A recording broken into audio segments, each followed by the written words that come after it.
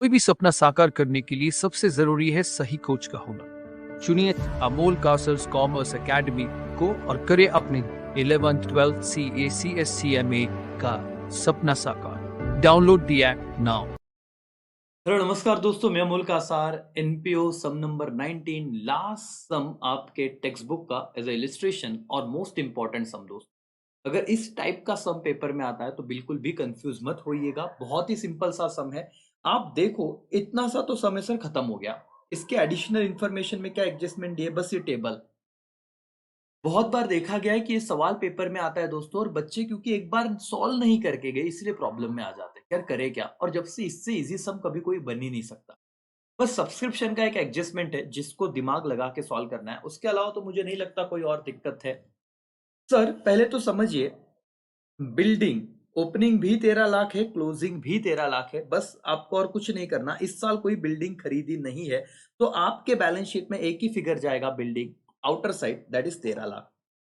Investment sir 2 lakh opening में है, 2 lakh closing में है। कोई करंट इन्वेस्टमेंट की नहीं है। पेमेंट साइड को आपको कुछ नहीं दिखेगा। दैट्स वाई सीधा का सीधा ये भी 2 लाख का 2 लाख आपका बैलेंस शीट के असेट साइड को चला जाएगा। तो investment 2 lakh and building 13 lakh, इसमें कोई भी आपको कंफ्यूजन नहीं होना चाहिए।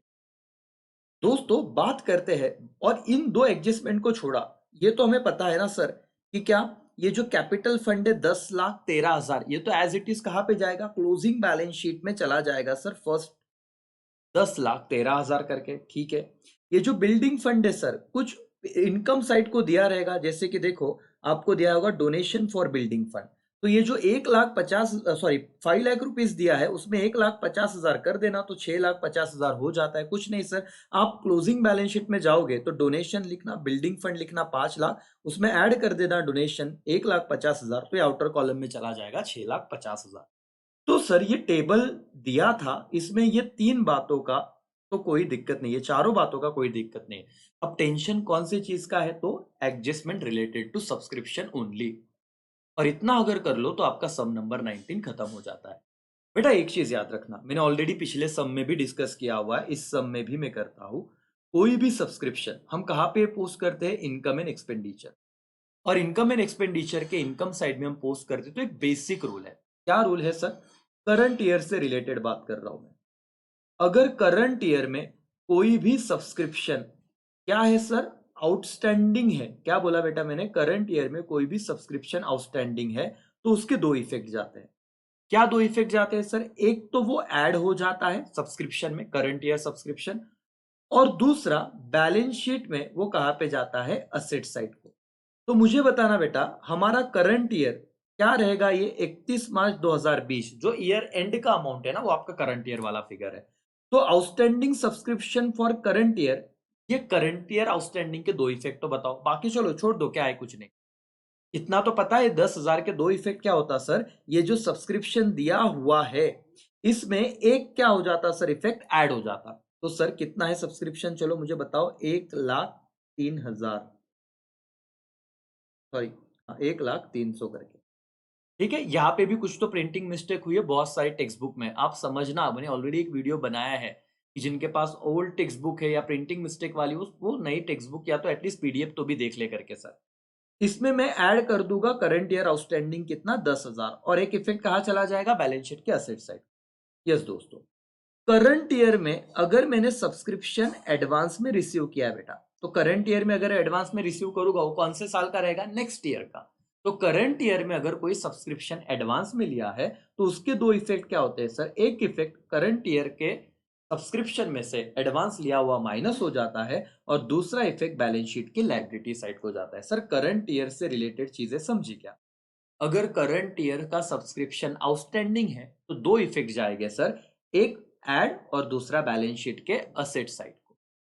अगर करंट ईयर में सब्सक्रिप्शन एडवांस में लिया है तो उसको क्या करेंगे सर, हम लोग करंट ईयर मतलब सर 2000, सपोज आपका 2020 है और आपने 2021 का भी ले लिया, तो इनकम एंड एक्सपेंडिचर तो बोलेगा भाई मैं तो सिर्फ करंट ईयर का ही मुझे चाहिए, अगले साल का लोगे मैं एक्सेप्ट नहीं करूंगा करके। तो बात खत्म, एक इफेक्ट माइनस हो जाएगा और एक क्या जाएगा सर, लाइबिलिटी साइड को। तो मैं कहता हूं 6,000 क्या हो जाएंगे, माइनस। क्या यहां तक आपको समझा दोस्तों, बोलो यस और no. Current year outstanding add, current year received in advance क्या, लेस। अब मेन बात करते हैं सर प्रीवियस ईयर। दोस्तों, प्रीवियस ईयर का सब्सक्रिप्शन आउटस्टैंडिंग था 9,000, तो हम ये अज्यूम करेंगे पिछले साल का जो बाकी था वो इस साल मिला है।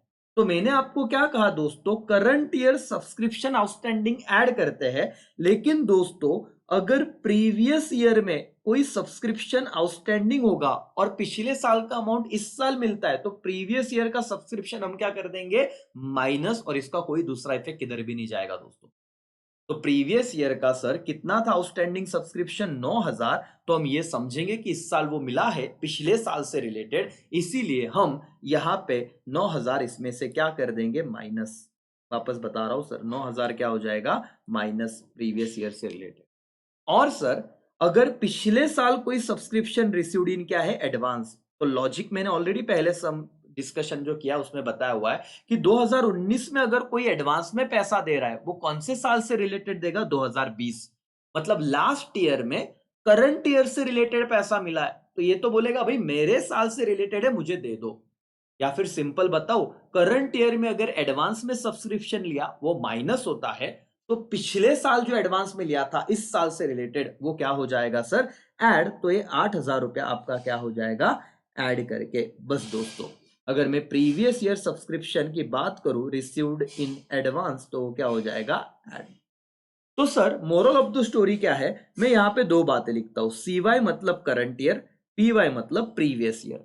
सर करंट ईयर में अगर कोई चीज आउटस्टैंडिंग है, अगर करंट ईयर का सब्सक्रिप्शन आउटस्टैंडिंग है, तो क्या दो इफेक्ट जाएंगे, इसके दो इफेक्ट जाएंगे। एक इफेक्ट तो सर ऐड हो जाएगा इनकम साइड को, और दूसरा इफेक्ट बैलेंस शीट में कहा जाएगा सर असेट साइड। लिख लो, करंट ईयर सब्सक्रिप्शन आउटस्टैंडिंग। और सर करंट ईयर में सब्सक्रिप्शन अगर एडवांस में रिसीव किया है सर, तो बट ऑब्वियस नेक्स्ट ईयर का किया होगा, तो दो इफेक्ट क्या जाएंगे सर, पहला इफेक्ट माइनस हो जाएगा सब्सक्रिप्शन से, और दूसरा इफेक्ट बैलेंस शीट के लाइबिलिटी साइड को जाएगा। समझा बेटा current year, yes. Previous year में कोई सब्सक्रिप्शन आउटस्टैंडिंग था और वो इस साल मिला, तो एक ही इफेक्ट दो, उसको इस साल के सब्सक्रिप्शन में से माइनस करो। और प्रीवियस ईयर में अगर सब्सक्रिप्शन एडवांस में मिला है, तो करंट ईयर का लेस करते थे, प्रीवियस में मिला हुआ क्या कर देंगे, ऐड, क्योंकि वो इस साल से रिलेटेड रहेगा। तो सर आपका एडजस्टमेंट कैसा होना चाहिए था, सी दिस। बहुत सारे बच्चों के टेक्स्ट बुक में यहाँ पे गलती है। सर वर्किंग नोट में देखो, as per receipt and payment कितना सब्सक्रिप्शन दिया था, 1,03,000। करंट ईयर आउटस्टैंडिंग क्या कर दिया, ऐड। जो रिसीव्ड इन एडवांस था करंट ईयर, वो क्या कर दिया, माइनस। देखो जैसे मैंने कराया था वैसे ही, बट ऑब्वियस कंसेप्ट के साथ ही।